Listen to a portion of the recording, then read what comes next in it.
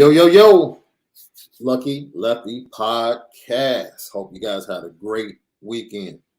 Left is in the building, the original Lucky Lefty himself, Malik Zaire. I am Shaun Yeah. Davis. We are brought to you by Onora Whiskey, OnoraWhiskey.com. It is that premium American whiskey, OnoraWhiskey.com.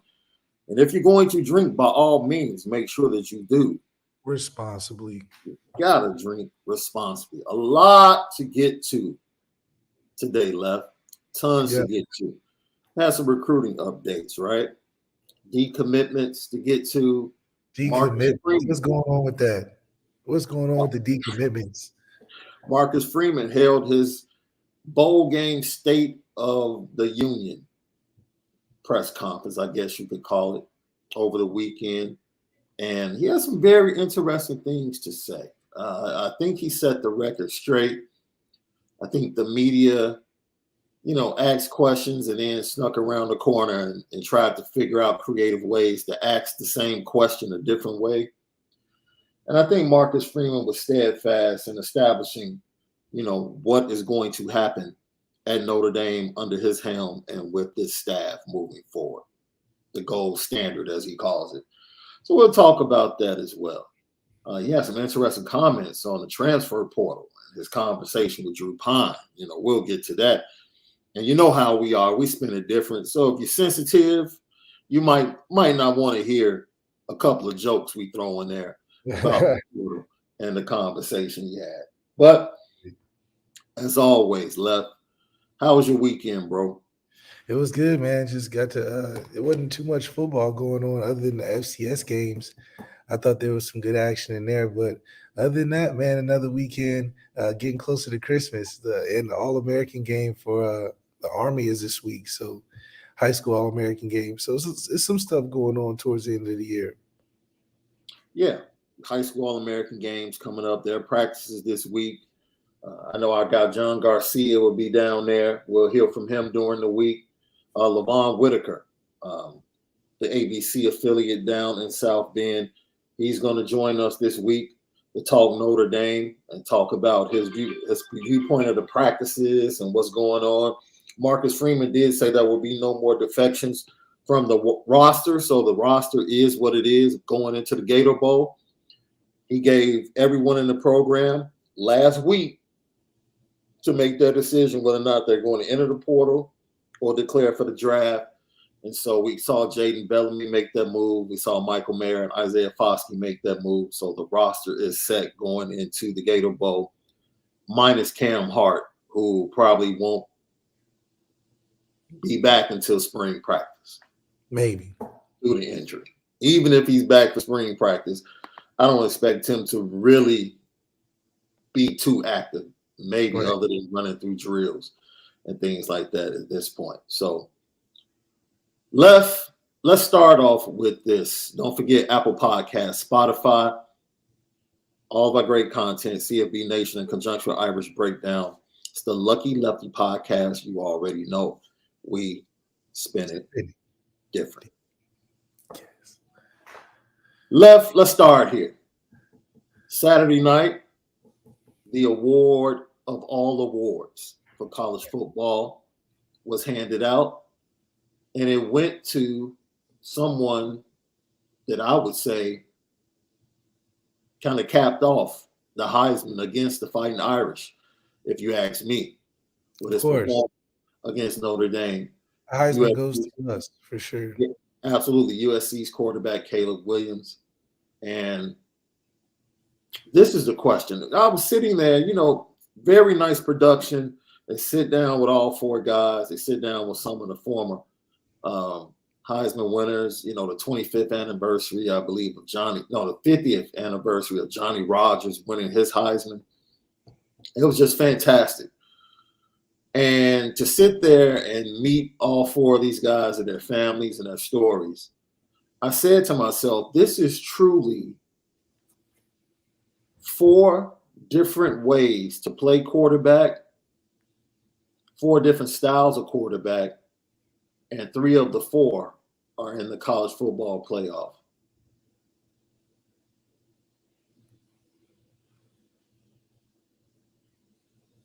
what type of quarterback does Notre Dame need? See, I'm sitting here and I'm looking at C.J. Stroud. He's the stoic pocket passer, right? He can move a little bit, but he's not really about to beat you with his feet. Then you have Caleb Williams. He's just a magician, man, right? He might not be the best in pocket, break you down passer of the bunch, but he just finds a way to make plays, right? And shows that he can carry a team. Then you have Max Duggan. So this kid and what he's gone through personally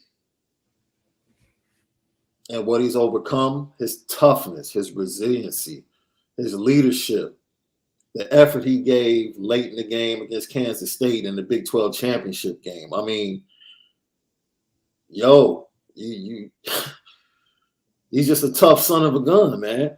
And he might not be the best passer. He might not be the fastest. But the kid competes and he just finds a way to win. Then you have Stetson Bennett. Dude, counted out, underdog, undersized, but no one has been able to, flourish in that Georgia offense as well as him. Like, they've had some pretty good quarterbacks come through there. Yeah. And he's the quarterback. Justin Fields was there. They're not. They Justin didn't give him the shot. They didn't give Justin the shot. I think Fromm was decent. I think Fromm basically cost them the 2017 championship, in my opinion. Once things got tight, he wasn't able to make the throws that were needed. Yeah. So that's the question. Like, 4 different styles of quarterbacks. And with Notre Dame looking in the transfer portal and so many different types of guys, let me point this out. I said this. It's funny because I believe, if I'm not mistaken, he finished 7th in the Heisman voting. Remember last year, we were talking transfer portal and Michael Penix Jr. jumped into the portal. And we discussed them on this show. And so many people were like, nah. And all Michael Penix Jr. did is go to Washington to lead the nation in passing yards, bro. That's all he did. And it's amazing how people can, because, you get the same, he's turnover prone, he's this, he's that. The same stuff people said about Spencer Sanders when you were breaking him down and breaking Hudson Card down, right? Along with Jeff Sims. Like, you never know who can pop where. You just never know. Right? Michael Penix Jr. popped at Indiana, then he got injured. He goes out to Washington, became the board, he pops again, right? You can have transfers. JT Daniels never's popped. 5-star, Elite 11. It's never popped. Keaton Slovis never popped. Could never find a spot. So it's just interesting with this portal, man. It's just looking at the Heisman and the 4 guys that were sitting there. It's like, man, what does Notre Dame really need at this position? Like, take away names, what you've seen. Like, what type of quarterback do they need? Do they need the tough guy that's just resilient? Do they need a veteran guy that's just played a lot of football, that's just going to be able to not make the key mistakes and allow the talent around him to carry the load with the offensive line and the running backs? Do they need the stoic passer in the pocket that can just break defenses down, really can't get off schedule and make plays? Or do they need the magician that can go ahead and just do everything? We're going to see a lot from Tommy Rees and Marcus Freeman and this choice that they're going to make in the transfer portal. But how do you see it? Like, if you just had a type based upon the 4 guys that were in New York, well, which one would you choose? Like, forget the names. Just the type. Which one would you choose to fit at Notre Dame? We definitely need the type that can stretch the field. I think it would be another addition to the offense that we're lacking.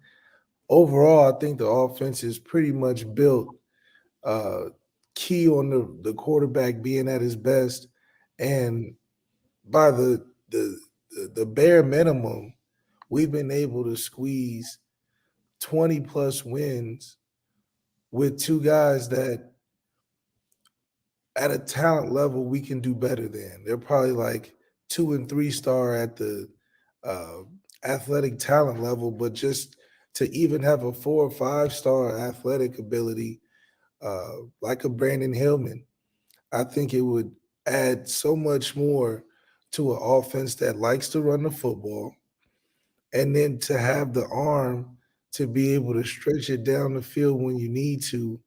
It's becoming more and more rare to find a deep ball guy like how we had. It was me, Ev, Deshaun could throw it deep a little bit.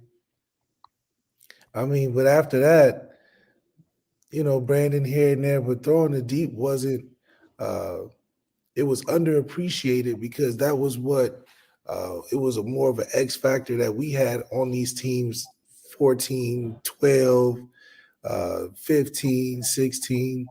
The fact that we could throw it deep and be able to score in 2 and 1 play possessions really, uh, in my opinion, made the offense the best it has been or has looked outside of just imagine what a deep threat with a Michael Mayer would look like with a team that likes to run the football. So you're just talking about another element.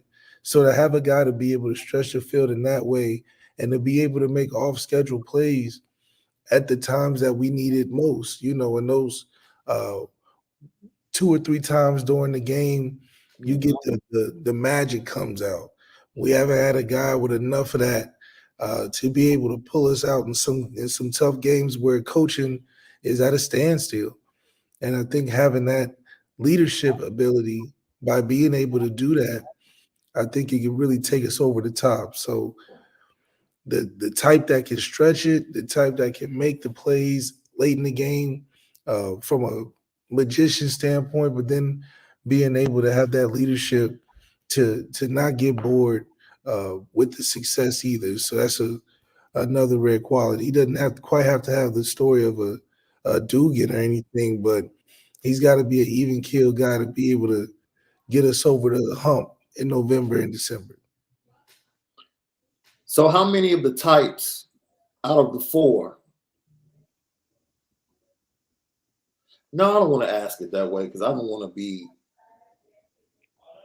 I don't want to go into exclusion. Rank them 1 to 4. The types, right? That you will want 1 to 4. Let's say all 4 can win at Notre Dame. Give me the least type that you will want right now. I think a Dugan, just because we've seen uh we don't need the passing dynamic to be limited. You know, we need that to be one of the best qualities, I think, for where this offense needs to go, especially with receivers that we're getting in who are going to need the football, down the field. Yeah, I can see that. And then right above him, I think you would be probably Stetson Bennett. Yeah, I saw somebody in the chat say we had our Stetson Bennett. I hope he's not referring to Drew Pine because Drew Pine was not. But I'm assuming you will put him third. Yeah, I would. I mean, heck, as much as he's played and as old as he is. Yeah, I would really prefer an older guy. I think that's really the secret sauce is to have an older guy or either have uh, Caleb Williams, which is, more rare in my opinion. I think you can do more having an older guy. Like all the rest of those guys are. I think CJ is more of a seasoned vet with a lot of talent, Yeah. but also on a really good team. So um, that's always the tricky part about Ohio State quarterbacks. Uh, from a talent perspective, Dugan and Stetson, I don't think are NFL 5-year, 10-year vet talent level. So Yeah. I would really lay amongst the Hendon Hooker, Caleb Williams, Trevor Lawrence kind of archetype because those are, all three have the talent to last in the NFL. I think when you're considering a guy that Notre Dame needs, we need an NFL quarterback. Seriously, but That's a with good with point. Just say traits, that, right? We just need yeah. an NFL quarterback. Well, yeah, a quarterback that has the ability to have a career in the NFL, not the gimmicks of a Max, a Dugan, a guy that is having a hot year, but probably won't, if he came back, wouldn't have the same year next year. Or there's a lot of pieces that make Bennett great. I don't think we're there with recruiting either. So, I wouldn't want that. Caleb Williams can bring a program up, but us with a Caleb Williams, we'll win a national championship for sure because we have a defense. Um, on top of the fact that I think the ability he has as an individual would radiate with and activate the other parts of our offense that's dying to be activated, which could easily make us uh, a top scoring offense in the country day one. I mean, it made USC top scoring offense in one season. So I think there's a lot of potential there with that.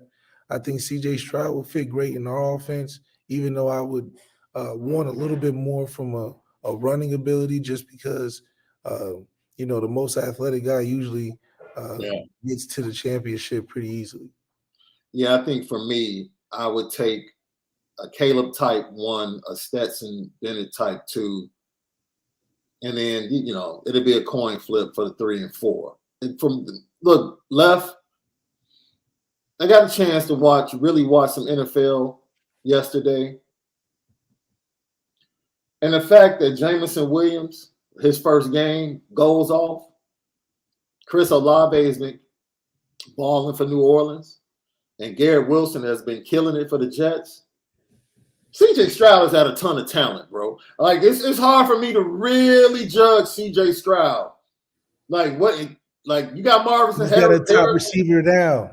Yes, it's like, are you really an elevator at the quarterback position? Like I don't know. Right? It's the same thing. The same question that's being asked of Justin Fields. Like, dude, you have wide receivers. Like, we don't know who you really are. So I will say this. Whomever they choose, whomever they were at their previous destination, I expect them to be an improved product at Notre Dame. I will say that.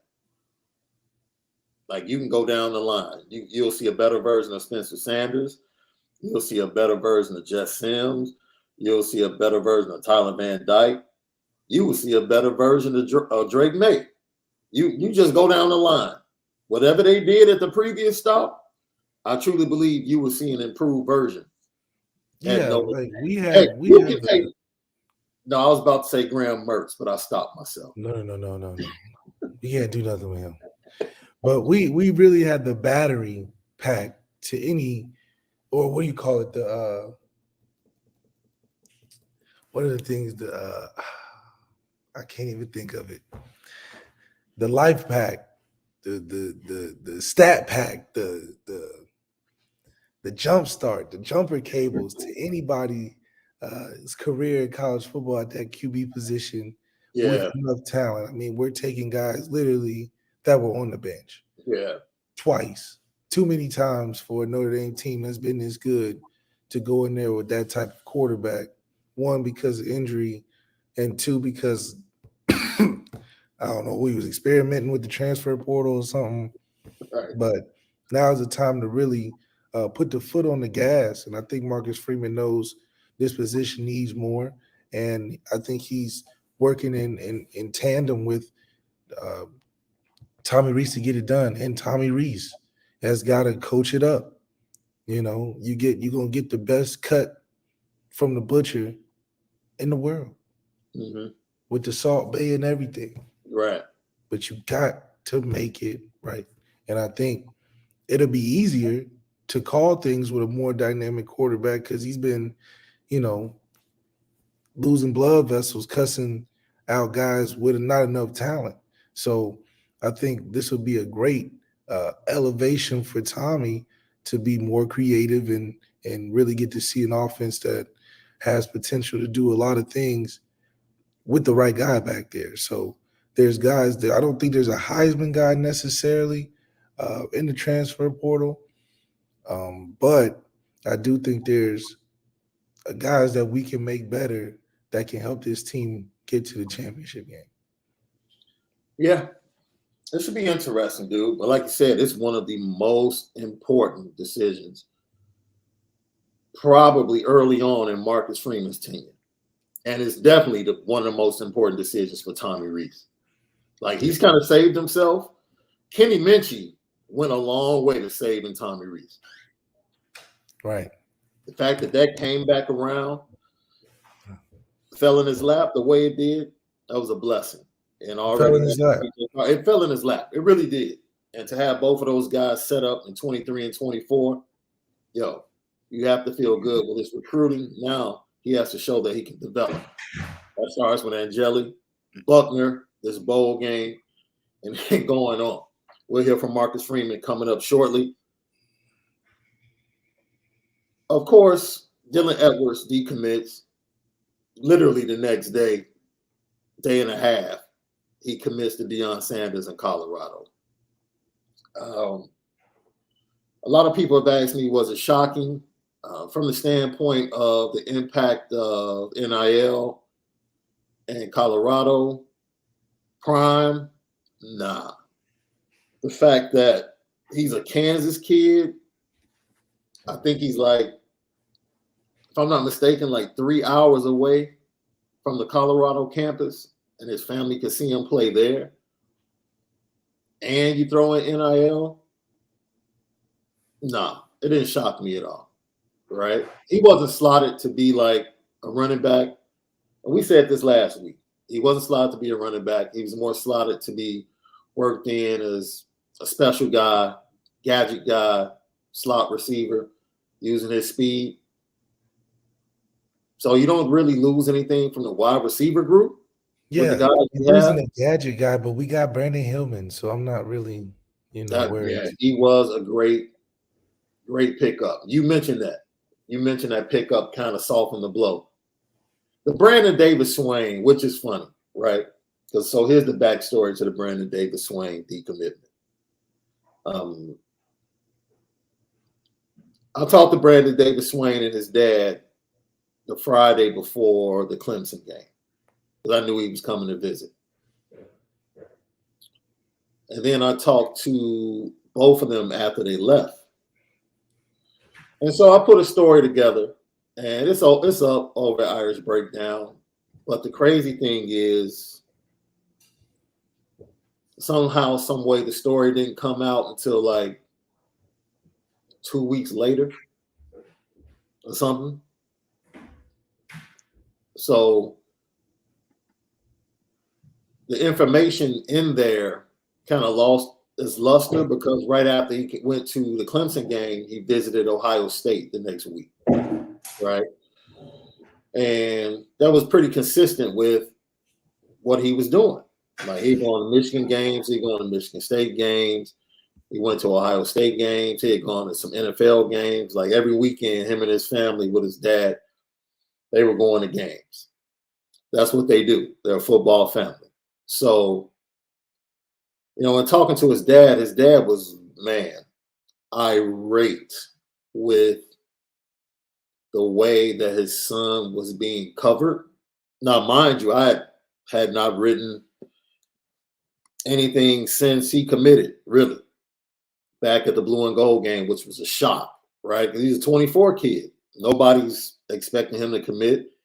He comes to the blue and gold game and he commits and says that the reason he's committing is because of his relationship with Al Washington. His dad said he had no clue he was committing, but that's what he wanted to do. He let him do it.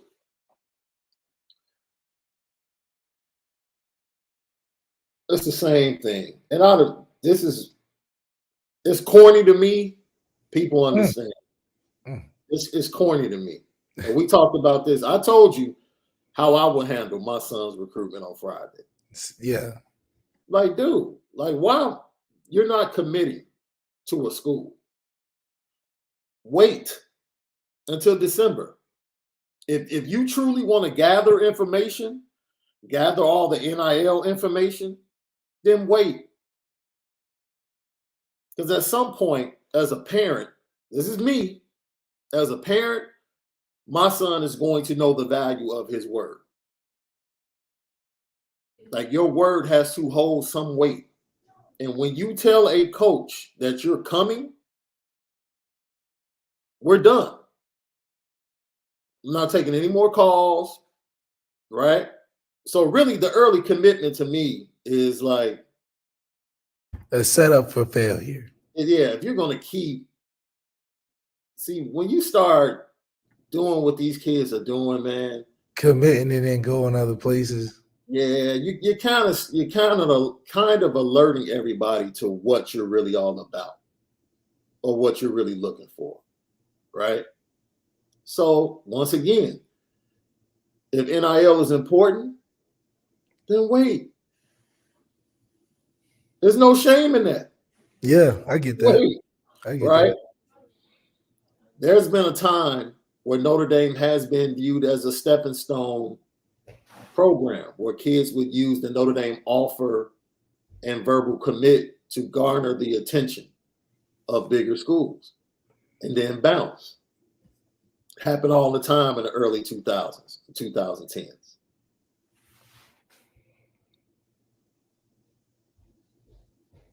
Without trying to be fair to both sides here, dude, there's a way to do things. And if you want something after you have committed, it's a way to go about asking for it. That's it. I hope these recruits are watching, because this is like the third or fourth time that Notre Dame, because people can sit up here and say decommitment. Notre Dame basically said, we think you need to go ahead and do your thing. Basically, I'm gonna keep it a buck. Yeah, I reached out and I flat out, I knew I was doing a show today. I reached out to Brandon Davis Swain and his dad this weekend multiple times. Said, hey, I want your side of this. Yeah, before I get to dropping bombs on here. Give me your side of this before things get misunderstood. Exactly. Crickets. Marcus Freeman and his staff, you call it what you want to. They need to wake up, they need to change. One thing they're not doing, dude, if you commit to us, you can come back and talk to us about us. But don't come talking to us about what somebody else is willing to do for you. We're not doing that. Yeah. You can talk to us about us. Man, what do you think you guys can do for me? What's going on with the NIL? Man, we can have that conversation. I'll be frank with you. That conversation is still ongoing, probably with a few guys that are committed. That are still saying, yo, what's it going to be like as a freshman? This, that, and the other. Right. When they're making their final decision leading up to National Signing Day. There's no shame in that. No shame. No, but when you start going to gather information from this school, and that school, and then you bringing that back, like, what can you do? You're not shaking us down like that. No. Marcus Freeman's like, okay, you need to do, if that's what you want, you need to go ahead and do your own thing. Like, dude, they're not scared to lose a recruit, bro. Yeah. They're not scared to lose a recruit because they're not about to come off of their standards. They feel like the guys that they want at Notre Dame. Yeah, because we can get a lot of people. There's a lot of people that want to come. Right? And I will say this. Brandon Davis Swain's father was really upset because he thought people were being unfair to his son going and taking visits. And he said, look, which I agree with him to this extent. He said, man, my son is going to get the full experience of recruiting. Yeah, just don't commit early and That's it. yeah. That's it. That's the whole thing, Left. Have both, because they're gonna talk their stuff now.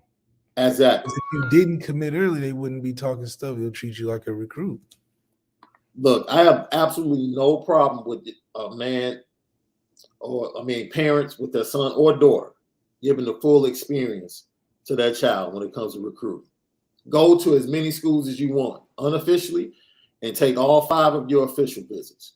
I'm for it. Gather as much NIL, packages, promises, whatever you can get. Just don't commit. What are you committing for? For what? Like, for what? It's like, man, it's a new day. There's too much access, right?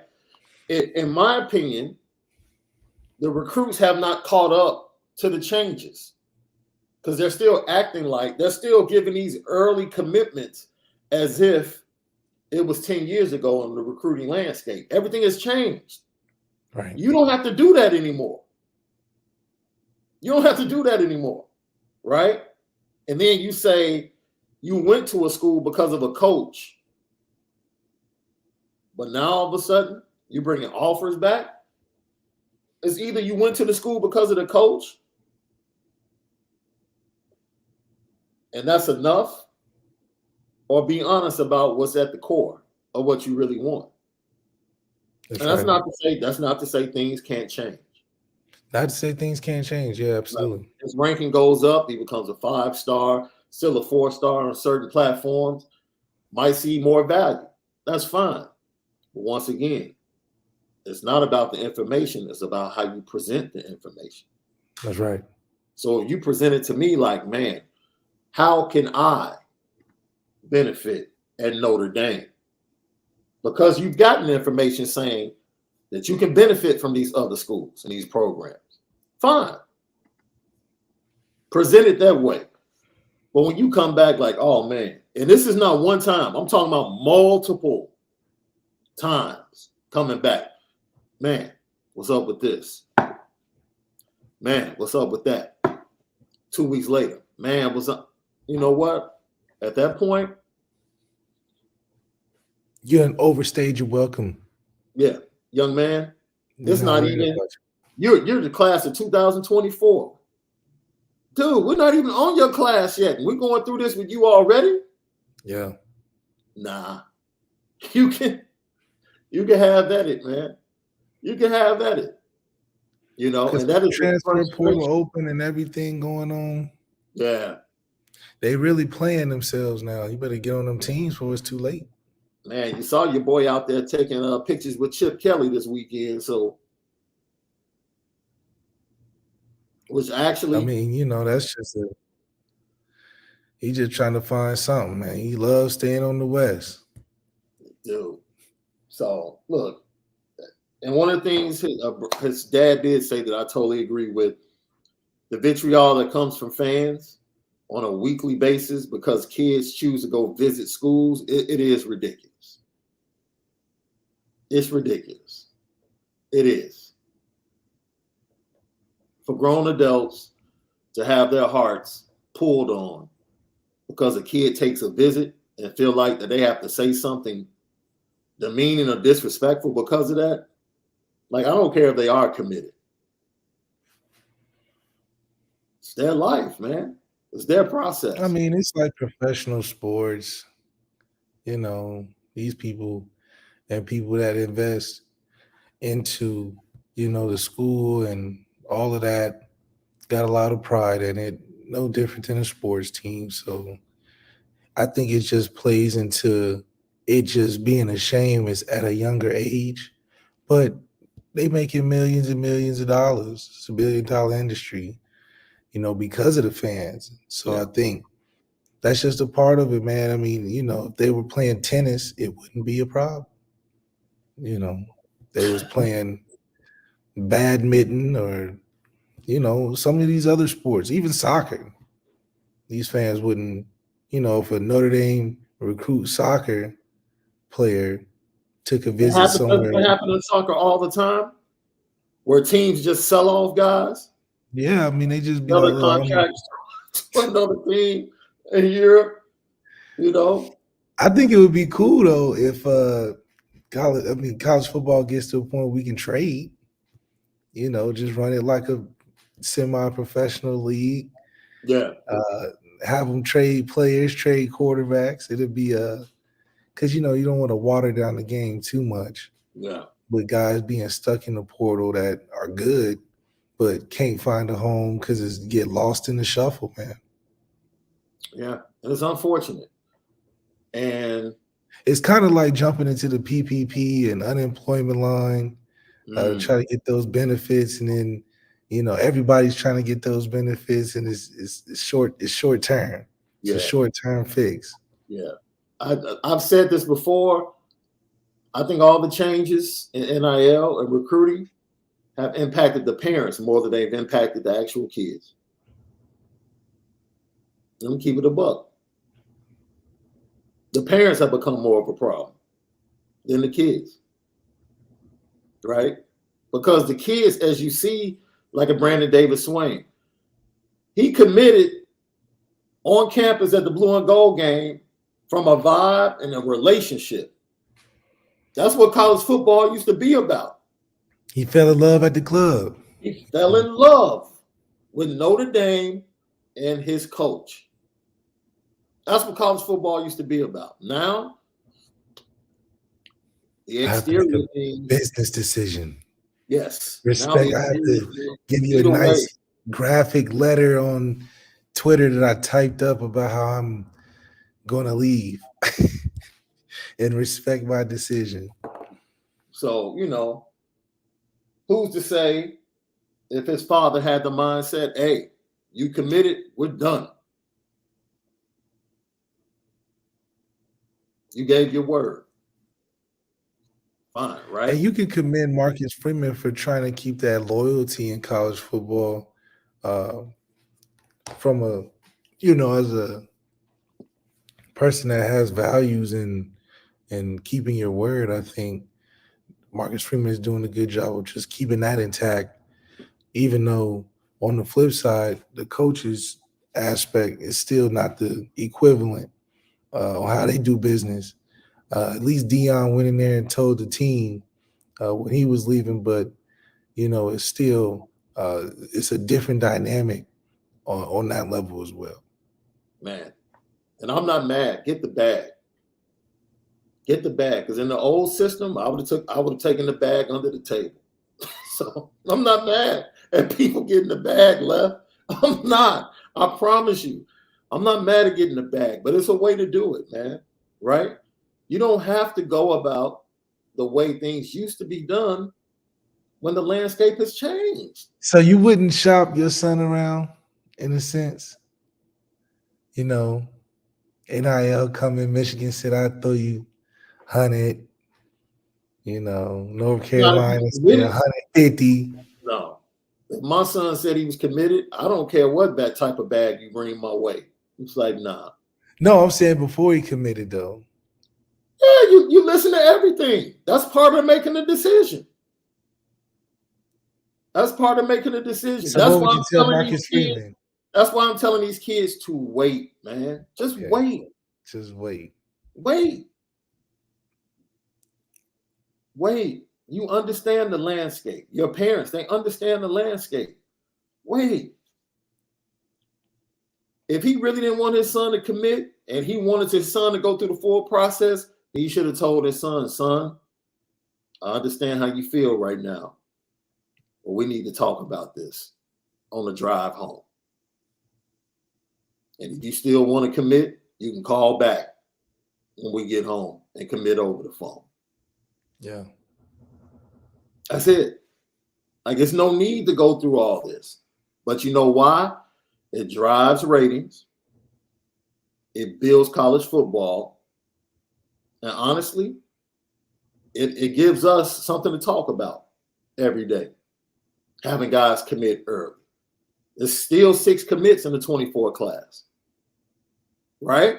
And Aeneas Williams makes a decision. And it's a chance that he's going to join the 24 class coming up here at the end of this week. It drives business, man. It's all business. So it's not like it's going to change. But at some point, like I said, gather your information and you're ready to commit. But once you commit, unless the things like coaches leaving, right?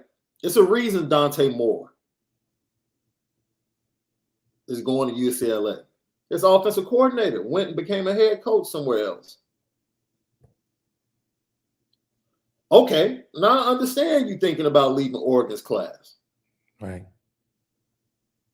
But other than that, man, at some point, I just come to question where we're headed in this landscape, bro. I don't know.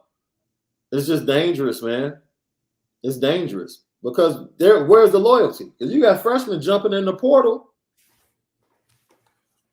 that went to schools because of NIL deals.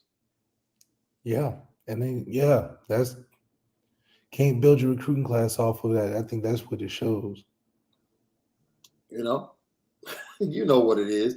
There's more people in the portal than scholarships available, Left. So what are we really teaching? Lucky Lefty Podcast, CFB Nation, all of our great content, State of Recruiting, IB Nation Sports Talk. Go grab it right now. Apple Podcast, Spotify. Leave 5 stars. Leave your comments. We greatly appreciate it.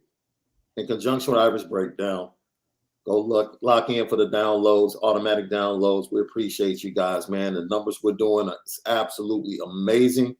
We thank you for your continued support. It's the Lucky Lefty Podcast. You already know we spin it different. Let's talk about Marcus Freeman. And Lefty met with the media and he talked about a plethora of topics. And honestly, the conversation about the transfer portal came up. The conversation about Drew Pine came up. And I thought he showed himself pretty well and pretty much established what was going to go on. But the competition, the youngsters, the youth movement that we talked about last week was front and center. And how do you separate development and balance that with winning the bowl game? Marcus Freeman talked about it, Left. Yes, as you get closer to this game is to win the game. I think right now being 20 days away, you still have time to truly just go into game planning, right? And the focus all being game planning. Right now, that's the great part about playing in a bowl game is you're going to get 10 to 15 extra practices. And for us, you're not going to spend 15 practices on just one opponent. It's no different than fall camp. You're spending a part of fall camp developing your roster. And that's what we're doing now. And part of that is giving those guys that have played a tremendous amount of reps this season time for their body to recover.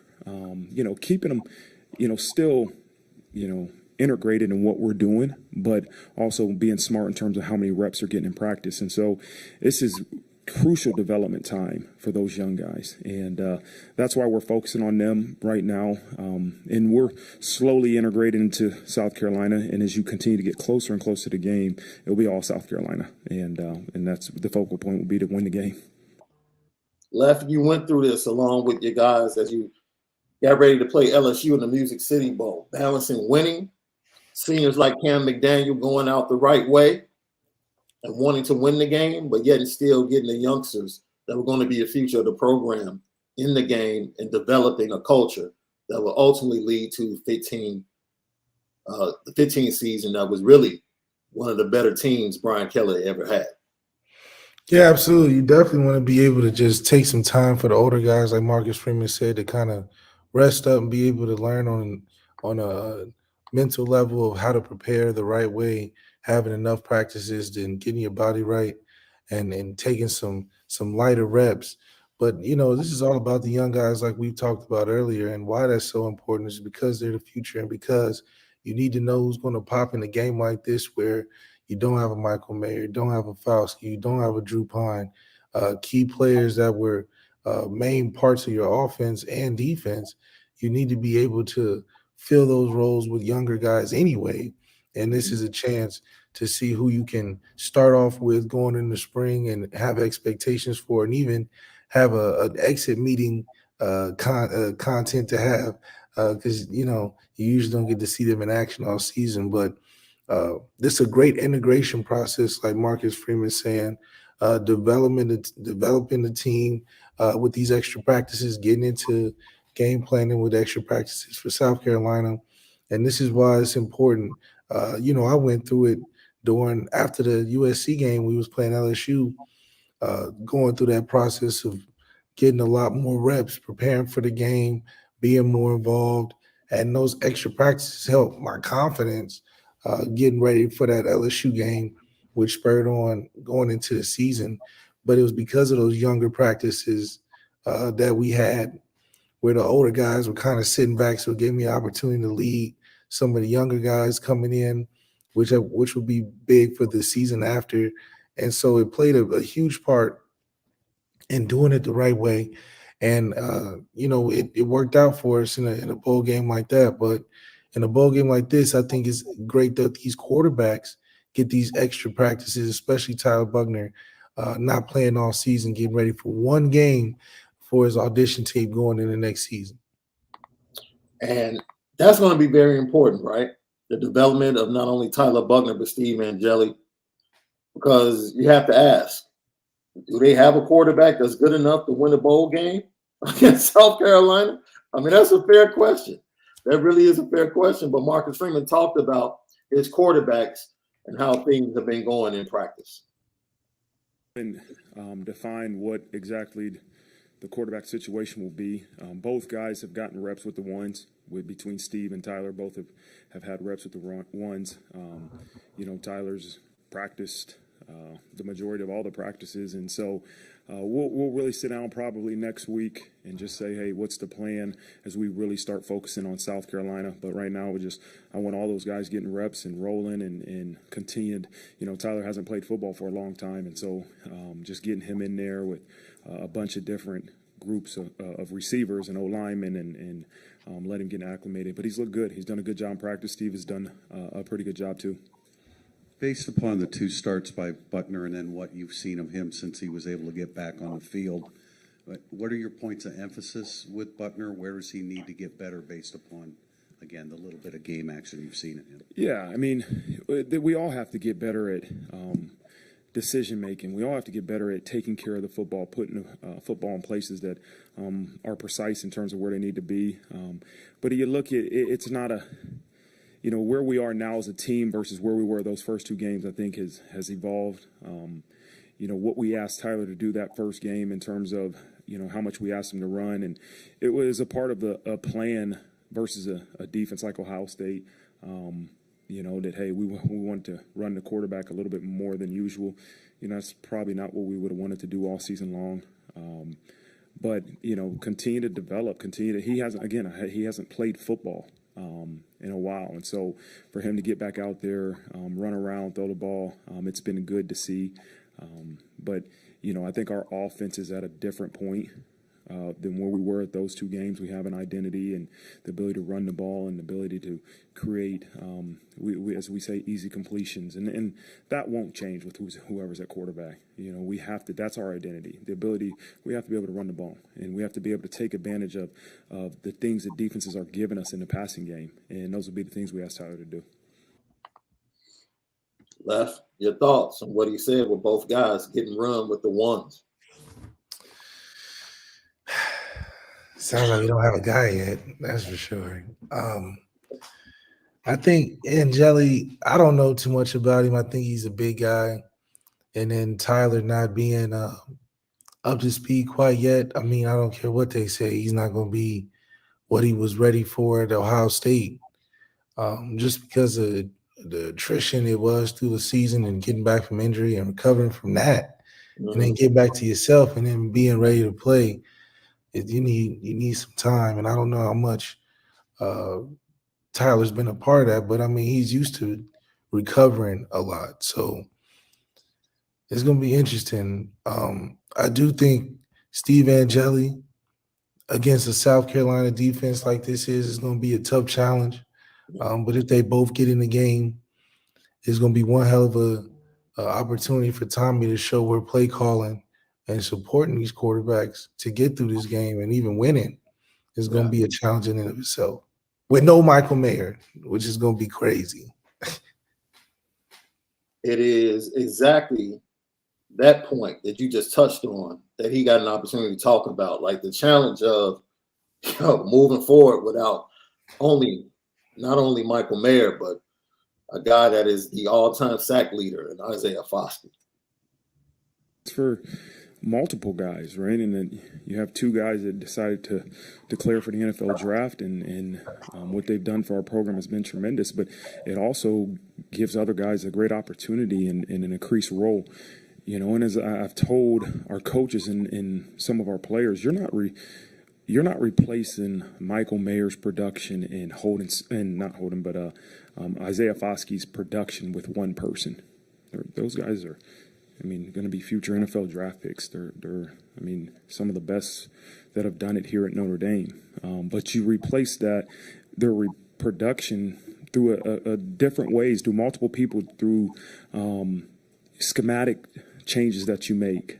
But yeah, it's going to increase the expectations of Holden Stays and of Mitchell Evans and that group of tight ends and, Jordan Botello and Junior Tuahalamaka and those guys that are playing Viper and it's definitely going to increase their roles. But they don't have to be Michael Mayer. They don't have to be Isaiah Foskey. They have to understand that in order for us to replace that production, they're going to have to do their job extremely well.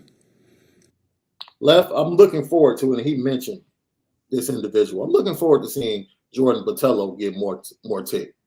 Yeah, a lot of it is just them getting opportunities. Yeah. Michael Mayer took up a lot of opportunities from other guys on offense because of how the offense was put together and schemed and called in those certain plays. So now guys get more of a chance. And you'll see the guys that are cream of the crop is going to be able to show out. And some of the usual suspects with Jaden Thomas and Deion Colsley and Lorenzo getting his guy Tyler Buckner back.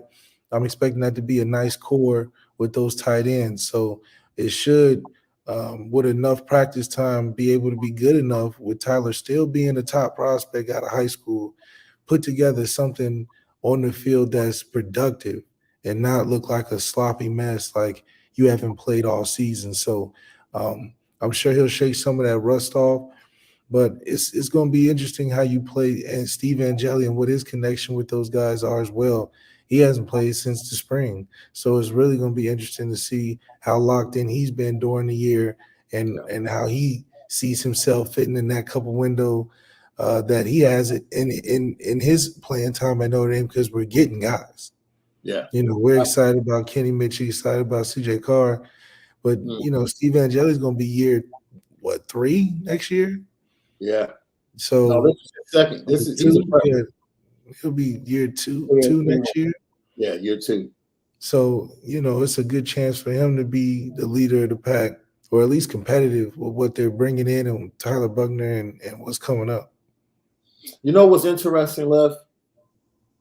They get a transfer quarterback in. Kenny Minchie comes in January. If you're an elite program, you expect Kenny Minchie to be ready to go by the middle of the season. Yeah. If you're an elite program. Yeah. Yeah. Yeah, you expect your freshman quarterback. You expecting Kenny to be ready to play. Like right. all elite programs are doing. Ohio State, guy got 2 years. It's time for the next guy. Be ready. Right. And they've been putting success like that, not next year, but, they've been doing it. But I don't know about in the future. Yeah. Your recruitment's a little different. So if you get a transfer in that's going to be the starter, and let's say Tyler stays and Steve stays, Kenny Minchie should start out this spring as the number 4 quarterback. Going into the season, he should probably move up to number 3. And damn near number 2, if we were serious. And halfway through the season, he should be challenging for the number 2 slot. Because CJ got to come in. CJ got to come in right on time. That's the development path that you should have for your 4-star, 5-star quarterback in an elite program. That's how you set it on the right track. We've been on all type of tracks. That's how you put on the right track. Right. Speed up them 2 guys that you got. Somebody gotta leave or somebody gotta figure it out. Yeah. Like literally. We don't want you to play, but if we need you to play, you can play. Clemson didn't want Cade Klubnik to play this year. But heck, by the end of the season, he looked pretty good in the ACC championship game. He was ready to go. And that's the same path I expect for an early enrollee like Kenny mentioned. Absolutely. So the hot button topic this weekend was decommitments, transfer portal, what's going to happen. Marcus Freeman, of course he was asked about it. How are you guys going about dealing with the portal, Coach? We're always monitoring the portal. It's a new part of college football, and I don't know the exact numbers, but obviously starting Monday, the numbers continue to increase on people entering the portal. We've had guys on our team enter the portal. And so that's going to be a part of roster enhancement, right, is the ability to look into the portal and really investigate, not just say, okay, this guy's coming from this school, that, let's go after him. It's really trying to make those calls and research. You do a lot of research on these high school kids. You recruit them, you evaluate them, you talk to people for a lengthy period of time. And, these guys get into the portal. It's a quick turnaround in terms of, are they the right fit for this program or not? And so a lot of time has been spent on just looking, is there a person in the roster in the portal that's going to enhance our roster in the right way? We can't just take anybody. We have to get the right fit for our program and for our roster. And so that takes time to really investigate. And then you got to recruit them. Then that's to identify if that's the guy. Then you got to recruit them and try to get them to believe that this is the best place for them. So it's not a quick process, but the reality is decisions have to be made pretty quickly, and with early signing day coming up here in less than 2 weeks. So jumping in is a quick process. Everything fills up quick, but then it becomes methodical because guys have to filter in information. They have to plan visits, make the visit, then make the decision. It's almost like a mini recruitment in a short time frame. So your thoughts about that and how that actually helps Notre Dame in this process, that it is a methodical process with the quarterbacks going into the bowl game. It's great that it's a methodical process because that's how we keep having great rosters with guys that are committed to the program. We've been able to survive the epidemic or the pandemic of transfers catching on these teams and to keep it at a low number, just like we did with the regular pandemic. I think shows how we're very diligent and about how we recruit. Maybe too diligent in how we recruit the quarterbacks, but we've been able to recruit the other positions well enough to keep a team that can stay consistent longer than a team like Georgia, longer than a team like Clemson, about the same as a team like Alabama that have a successful 10-plus win season, not last year, but usually on that track. I think it shows the state of the program that we're able to maintain with a guy like Marcus Freeman.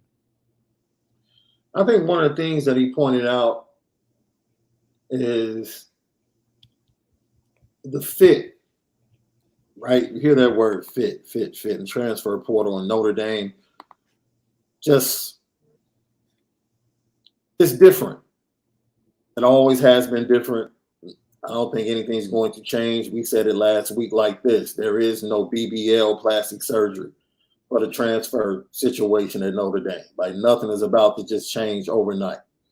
Will there be some concessions? Is there an ongoing conversation between Marcus Freeman and the administration? Marcus Freeman was very clear. There's absolutely conversation going on with the administration. very clear transparency between myself, our admissions, our coaches.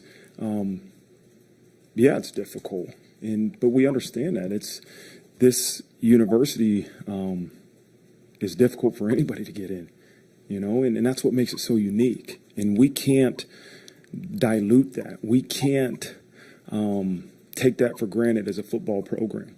The things we sell in terms of not just playing national championship caliber football, but being a part of a university that offers you so much. We have to embrace that and understand not every recruit or not every football player is going to be the right fit for this university.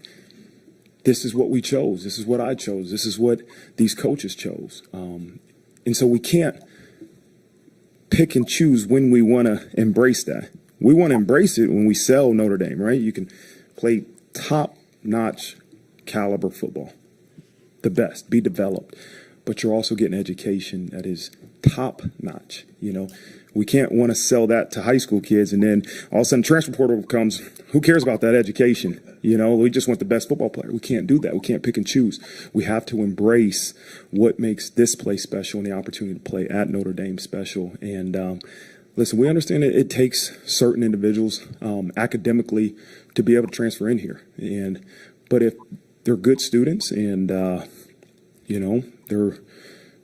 credits transfer over, then it's the right fit for us and for them. We'll be able to get them in. That's the key, right? Like, you have to be a good student, man. Like, Notre Dame's not about to take the cat that's transferring out from Texas A&M that didn't go to class. I don't care how good he is. It's not happening. There's no way you can spin that. Marcus Freeman can't go and state a case to admissions for that kid. They can't. Now, if you had a kid that is, good high school, great high school student, B level, maybe C+ level in college, credits kind of link up, you can make an argument. Okay. He's a good student. We can talk about him. I think he ended up saying later on, Notre Dame does all of the cases for guys entering into Notre Dame via the portal on an individual basis. There is no, here's the standard, and if you don't meet the standard, then we just kick you to the left. It's not a swipe left, swipe right thing. Everyone is looked upon individually. That was good to hear, because at least that gives the coaching staff a chance to state the case before, or to make a really good case before they even take it to admissions. Like, you know what? Let's get the information. Let's see if this is someone we even want to argue for or state a case for and waste energy. If we already know, nah, it's a no off the bat. So, I mean, it's a difficult situation, but Lef, you've been through it. It is what it is. Yeah, I had to go through the admissions process and meet with all the people in the rooms with the suits on, and explain why I deserve to go here, and do the whole take oath thing and all all that plays into it. So it's definitely not you just pass, go and collect $200. No. You definitely got to pass stage 1. You got to stage 2, and then meet the final boss when you talk to, the big time people in the dome. So it's definitely a nervous process, different than any other process in college football, especially as a recruit. You're not meeting with that many people at other programs in terms of getting into the school, especially if they like you for sports. I don't even think we talked about football in the whole process outside of, accepting the scholarship. I had to talk everything outside of football on why I deserve to be in there. So that's a whole nother layer of that they don't really talk about too much. But Marcus Freeman is right. As much as he wants to pull any and every guy from the transfer portal, there's levels to this thing when coming to Notre Dame. So if they can pass that gauntlet, then they probably right to be at Notre Dame anyway. But that's still a process that has to be taken. And there are a lot more grad transfers that are going into the portal after the bowl games, a little bit later. So decisions along the defensive line, possibly at linebacker and some other positions, maybe Rover, will be forthcoming.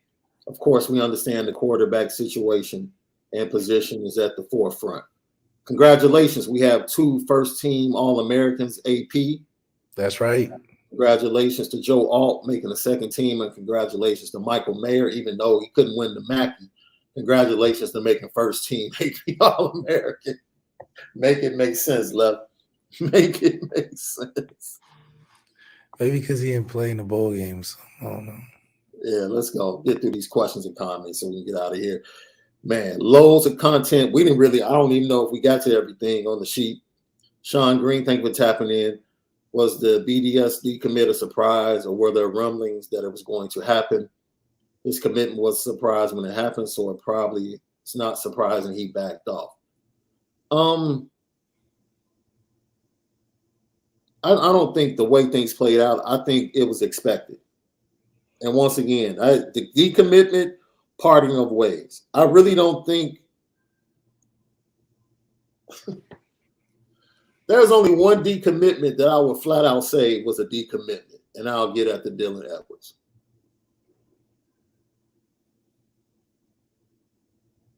Everything else was a mutual conversation. That was more of a shock, more random. All these other ones was like, all right. Like literally Marcus had just been in his home like the day before. So no, I don't think it was a shock. I think everyone in the building understood what was happening, and they were happy to kind of get away from the foolishness that was going on. We need a quarterback with a strong personality who can be a leader, someone who owns any room they walk in. Going back to the question we asked at the beginning of the show, out of the 4 quarterbacks that were there for the Heisman Award presentation, which type do you think Notre Dame needs? Thank you for that, my brother, Coach Vic. Jason Hewlett with the super chat. It seems to me Prime is way too cocky. I do believe he would be humbled this year. Buying recruits won't last. Luck for OC. I mean, is it cool for Lincoln Riley? Like, I don't understand why, dude. Like, literally, college football was littered with coaches that built their rosters on, like, why is everybody mad that Prime is doing the same thing? Look at Tennessee did it. Yeah. So TCU did it. Is Josh Heupel? TCU got all type of recruits. Yeah, dude. And to say that Prime is cocky, so he's been cocky since he was 16. A player. Like, dude, he is who he is. At least he owns who he is. Get money. Man, I had a question I'll save for tomorrow about coaches and how they sell their programs. Left, we'll save it for tomorrow. Sean Rogers, how far could ND go with a Spencer Sanders at quarterback? That's you, Left. We definitely can get 11-1, get into obviously be in the playoffs, but then it comes down to can we beat Georgia, or can we beat Alabama? So I think we'll get a chance. I think we'll get a chance to get closer to getting over the hump. And the way we've been able to revive some of these quarterbacks we've been bringing in and having to start, so one with talent, I can only imagine them getting close to New York and being a draftable player by the end of the year. Yeah. Mike Nolan, thank you for the super chat. Should early signing day move to August? Conflicts now with transfer portal timing. Better if August and then February for guys who blow up senior year. I mean, it's all about. I think they just 24/7 these days. So. Yeah, look. Honestly, you know what would change if schools were able to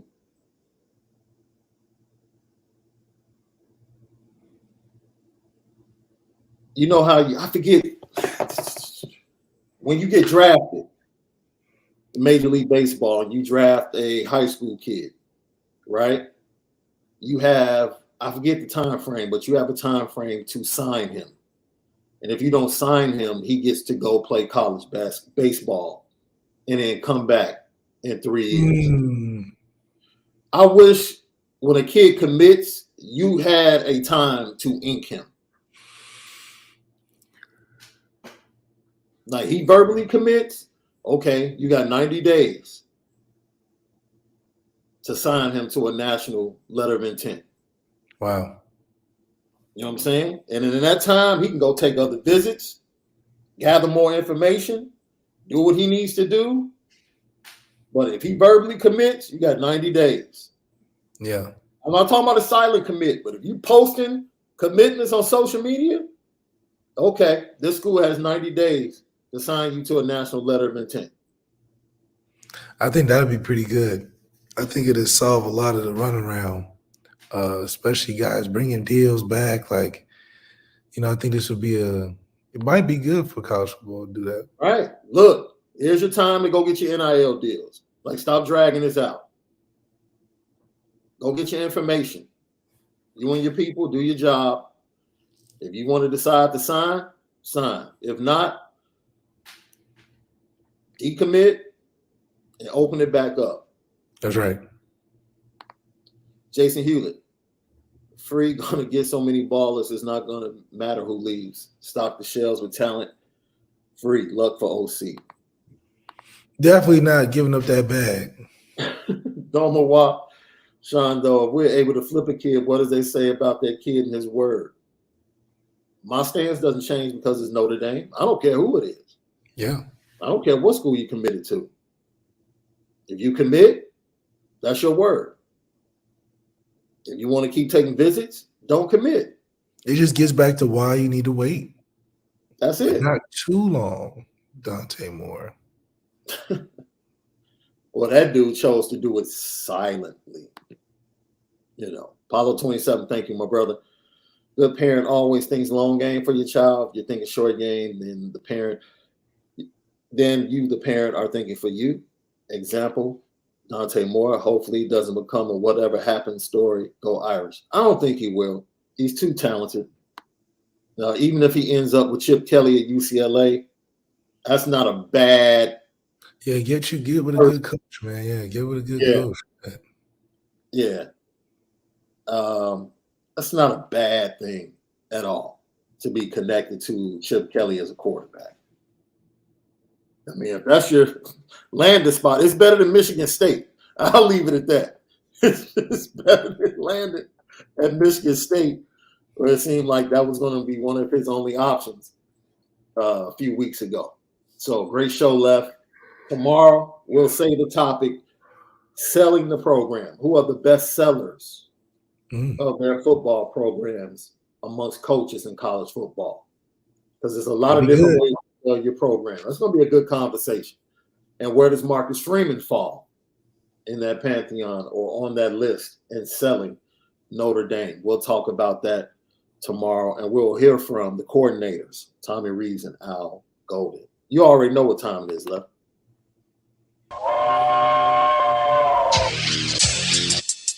Petticoat,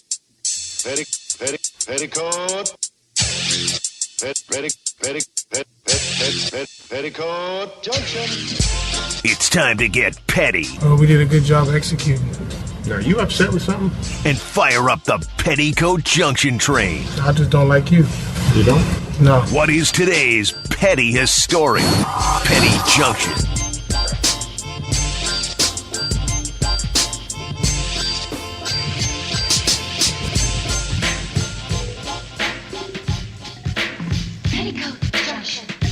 Petty Junction, pettiest story of the day brought to you by Onora Whiskey, OnoraWhiskey.com, that premium American whiskey, OnoraWhiskey.com.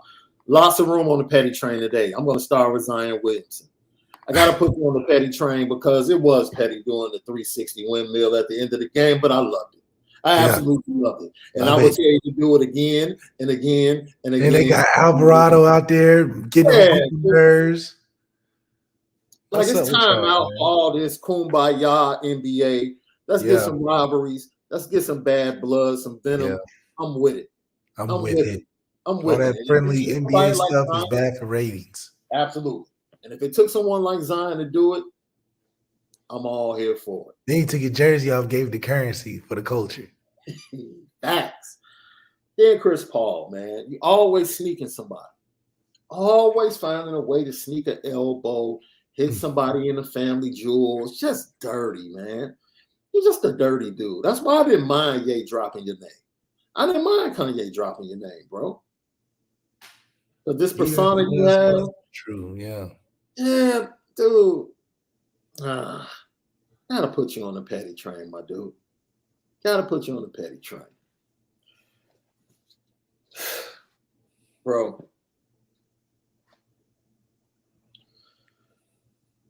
The NFL yesterday was horrible.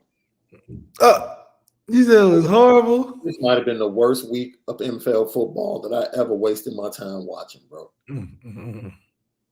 It was some bad football. The Chiefs game was good. Heck, Pat was average that game. He was pretty average, but I mean, you know, At least the second half. Man, it was just it just felt like one of those quirky days, man. When I saw the Lions putting in work on the Vikings, I said, putting in work. I said, this is one of those days. The Lions look good. Yeah, this is definitely one of those. See, that's the day we all should have won then. Chicago. The Bears would have a bye week during the quirky week when bad teams win football games. Even Jacksonville got a blowout win yesterday. Hey, but listen, Jacksonville not bad no more. No, sir. You see it. Here we go. Everything left touches, he thinks is good.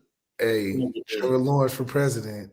Trevor Lawrence got his boy up there in Cincinnati. Like Joe Beasley said, I got to go back to that Super Bowl and beat Patrick again, just to put icing on the cake, beat him again. Josh Allen, we're not even worried about. You really dislike Josh Allen, bro. Josh Allen is a fraud. Not good. Wait a minute, he's not good? No, he's good. He's definitely good. But he's not what y'all make him seem.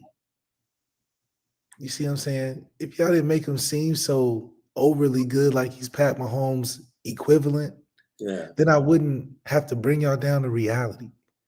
He's a good quarterback. He's not great. Not yet. Yeah. Jackson State University putting you on the petty train. Administration. Look here, man. Talk to my sources, and the more information I hear about what really went on at Jackson State over the last couple of months, y'all better leave Deion alone before he crush y'all.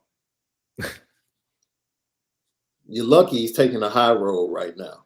Yeah. Facts. You're lazy and you're dirty.